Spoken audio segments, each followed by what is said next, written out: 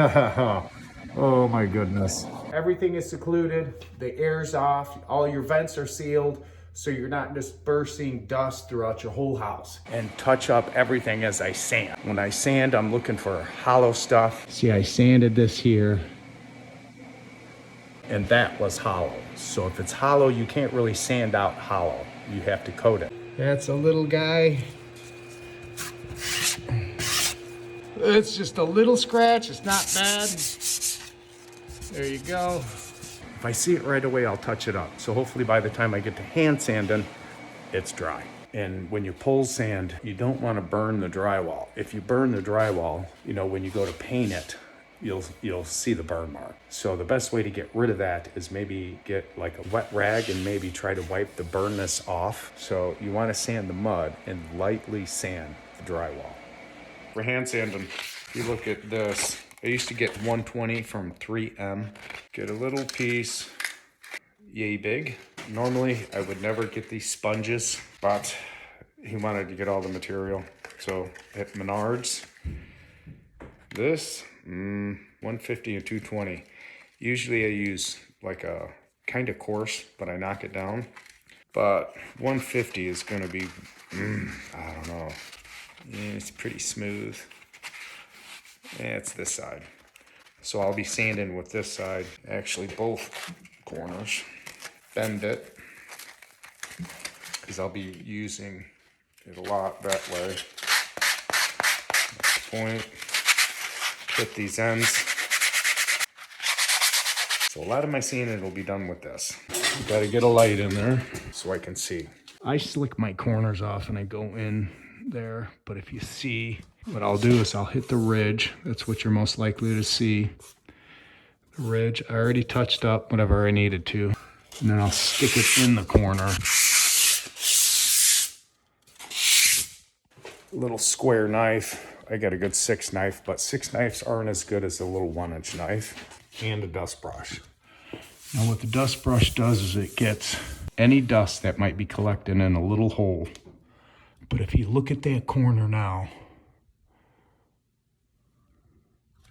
that is one of the sharpest corners you'll find.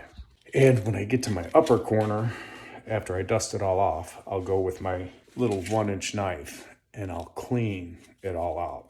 So let's go through the sanding real quick. 2 lights here. Make sure, pinch around those.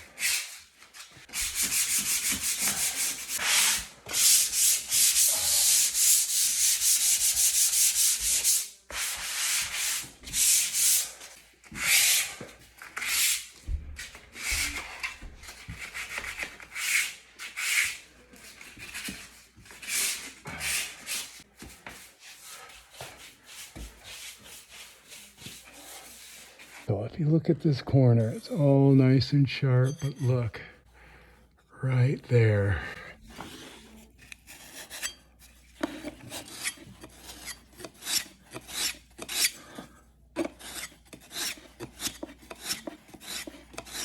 Now that's a perfect corner.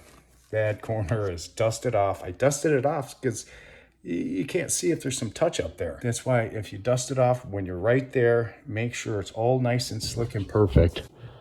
Corner, all nice and slick. There, all the way down. No chunks in your bottom. Trim guys don't like chunks in the bottom. So if I have the inkling that something doesn't look good, I do whatever I think it takes. A lot of people might not even see that. You know, it's just me with doing it so long. I want to make sure I do the best I can on everything, even if it's a simple little patch. You know, it's just being particular. So you be particular too. If you finish it, when you paint that, it's gonna be beautiful, you know? And you did that. So, I mean, it was just because you were particular to bring it to that point. If you try to two-coat stuff, sometimes it just doesn't look as good. You can still see it after the fact. With a little time, little effort, little OCD, ADD, little bit of both, you can get the perfect drywall job. Happy drywalling.